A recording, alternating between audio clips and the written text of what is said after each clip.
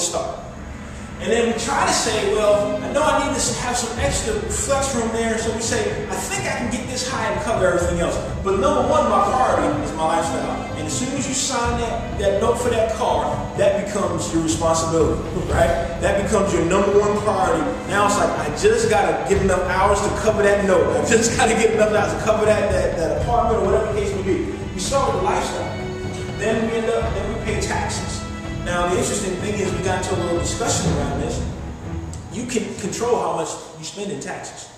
You can influence it. Depending on how you spend money determines how much you spend in taxes. But taxes many times comes out before we see it, so we say, well, that's kind of a done deal. Some would say that's first, but the truth of the matter is, you can pay no taxes right now if you want. You can just change your withholdings, you can adjust that down, you can pay your taxes at the end of the year, you can, depending on how much money you spend in different areas, you can have tax write-offs, etc. So you can manage that. But many times the world says, all right, so you think three things are certain with death and taxes in life, you know, so nothing we can do about it. That's another thing. And then we got debt. And sometimes debt is a priority that's lower than our lifestyle, because sometimes we're just like, well, I'm going to live my lifestyle and I'm going to catch that sale. Like I said before, on Easter Sunday, folks, there are going to be people in here who got new stuff on that don't need to have new stuff on, don't matter. But they're going to get it this day. Look, I'm getting my stuff, right? And I may pay this off in the next 6 years, right? So then we got debt. And if we got anything left, we say, well, maybe I'll put some money aside, right? And then usually we say, if there's anything after that, we'll give that. I say, all right, I'm gonna give a little something because I want to make sure I do some things. The reality is we end up overspending, we end up in more debt doing this. The thing that, if you look at the way God would have us sort our priorities, if you flip it around, first of all, it's completely opposite. If we start by saying the tithe is coming off the top, 10% off the growth is going in, period. This is what we're considering productive. Why is that productive? Because the Bible tells us that when we actually honor God in our giving, that He blesses us. When we talk about a blessing, what we're talking about is the supernatural power of God assisting you in your finances. Think about the man who had 5 talents that went to 10. He got a blessing supernaturally. God supernaturally deposited an extra talent with him. Why? Because he managed what he had correctly. And so what we're saying is, if we actually put this as our first priority, we make sure, number one, we take care of it off the bat. Then from there, we then pay ourselves.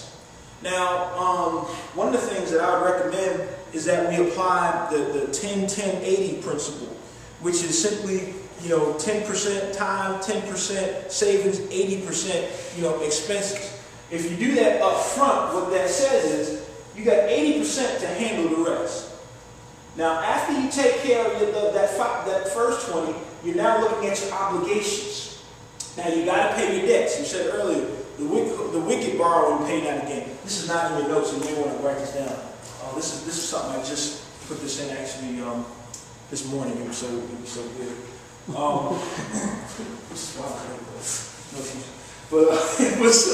But after we do that, we have our debt, right? We got to make sure we pay that back. After we do that, all of our spending. Actually, did you know your giving influences how much you spend in taxes?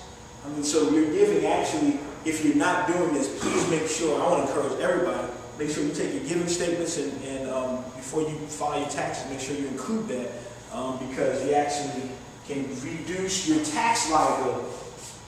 But then you can actually do your taxes, and then from there determines your lifestyle. Now this is the biggest switch, and we just don't think this way. But the reality is, when we say that there's more month at the end of the money, the big driver is because of our lifestyle.